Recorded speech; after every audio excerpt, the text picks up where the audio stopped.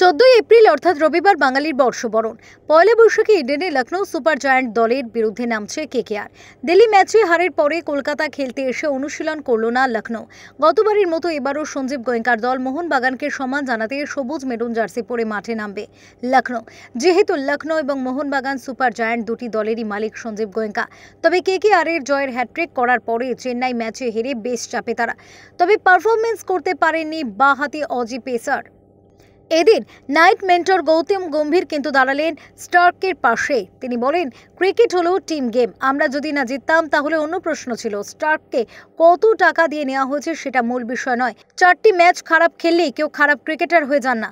হতেই পারে কালকের ম্যাচে তিনিই ভালো খেললেন।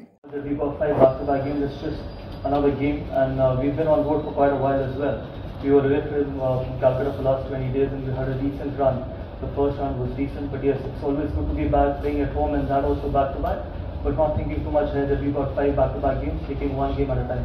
অঞ্জন চট্টোপাধ্যায় রিপোর্ট, ওঙ্কার বাংলা।